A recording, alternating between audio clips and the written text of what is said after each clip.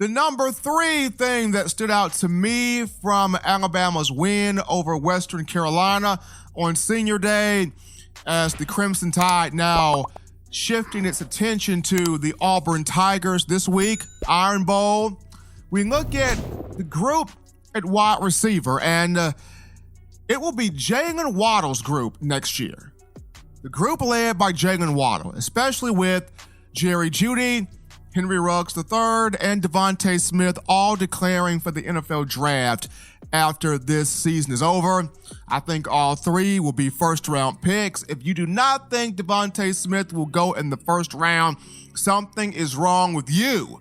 Here is somebody that has over 1,000 yards receiving to lead the team, 13 touchdown receptions, a team high, has 21 career touchdowns, 4th all-time in school history in terms of wide receivers, and a guy that is as agile, as reliable, as dependable as they come. But next year's group will belong to Jaylen Waddle, and against Western Carolina, first 100-yard outing of the season for him.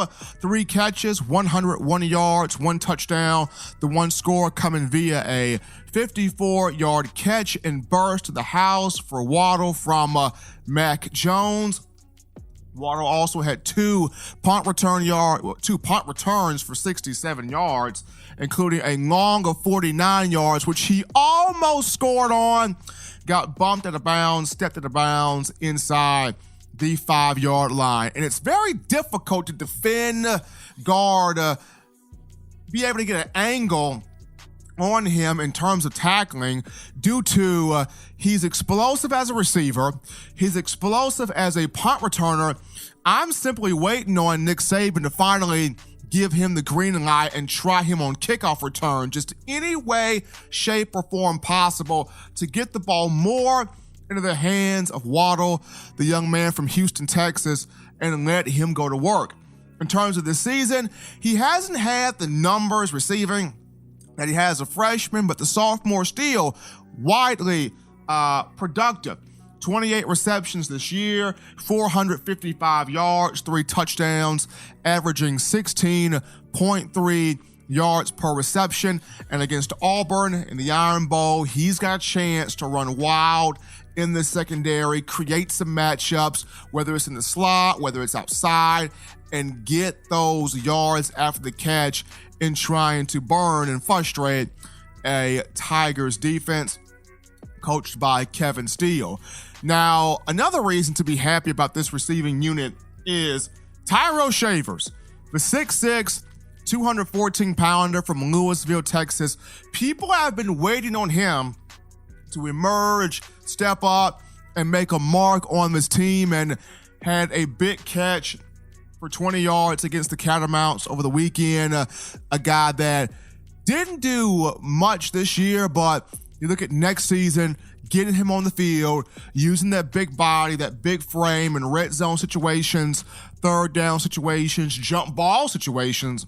Definitely want to look at Tyrell Shavers as somebody for the future. John Metchie, a guy that I coined as Calvin Ridley 2.0 in the offseason, the young man from Canada at 6'1", 195 pounds. He caught a pass for 9 yards against Western Carolina, a guy that once again didn't see much action this year, but next year, will be the year for him.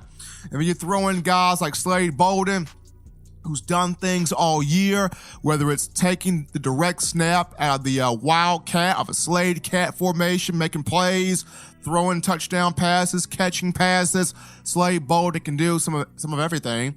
And then you've got Xavier Ziggy Williams, somebody of whom a lot of people forget about at times. Had a great spring game back in April. Did not touch the field at all this year, but a guy that is very capable, has a very solid skill set. So the group of Waddle, Shavers, Metchie, Bolden, Xavier Williams, this is going to be a good group in the future. It's bright for the defensive linemen, those young guns. It's bright for this group at wide receiver led, of course, by Jaylen Waddle. The third thing that stood out to me from the matchup between the Crimson Tide and Western Carolina, I think he's going to have something big to say in terms of the Iron Bowl. We take our final break here in this series of breaking down the things that stood out to me between Alabama and Western Carolina. Don't touch that dial, folks. When we get back, we drop the fourth thing that stood out from the matchup. Keep it locked right here, folks. You're listening to In My Own Word.